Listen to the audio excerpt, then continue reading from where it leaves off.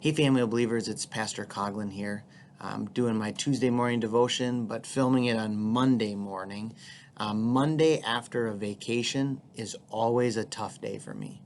And I always have two strong emotions going. I have joy because I love being a pastor here and I love what I do. But then I have grief because of my job. Even during this time of COVID, there's a lot of time that I'm not at home. And I love my family, and family fills me up. So the grief today of leaving in the morning and knowing what I'm going to miss and wanting to see them again. Joy and grief side by side.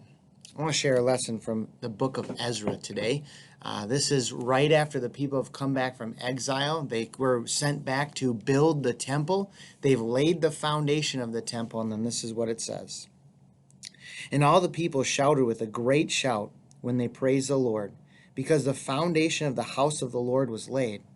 But many of the priests and Levites and heads of fathers' houses, who had seen the first house, wept with a loud voice when they saw the foundation of this house being laid, though many shouted aloud for joy, so that people could not distinguish the sound of the joyful shout from the sound of people weeping.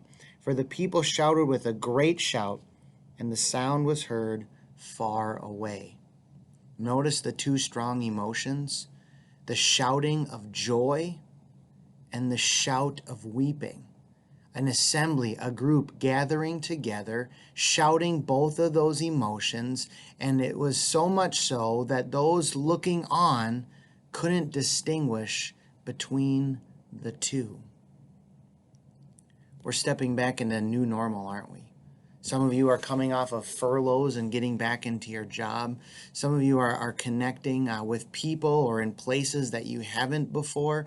And we're all starting to just anticipate as church takes steps forward to gathering together again.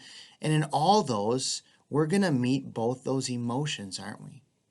We're going to, at times in our own heart, meet joy as we rejoice in doing something we couldn't before.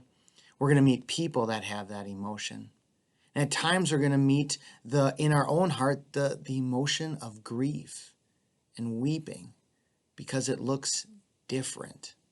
And we will meet people the same way. So here's a good reminder today.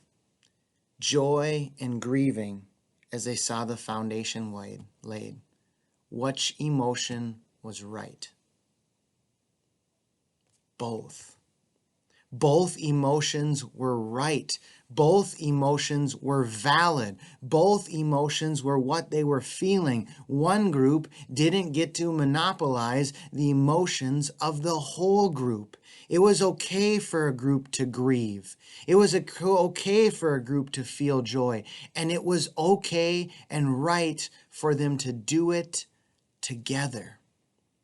To take their joy, to take their grief, and to give it to the Lord, who hears, who listens, and who cares to both emotions. I encourage you as you step into a new normal, whether you're feeling joy or grief or both at the same time. Your emotions are your emotions. They're not wrong. They're just how you feel. Feel them and give them to the Lord.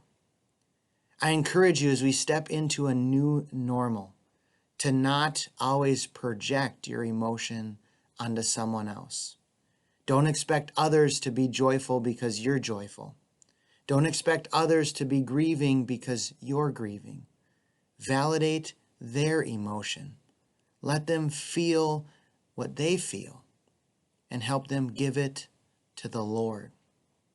It's kind of like I say whenever I do the family service in the chapel right before we move in the sanctuary for a funeral. I encourage families to feel the feels, to feel their emotions, and to know that if they laugh on this day because someone tells a story that brings them joy and laughter, that's okay.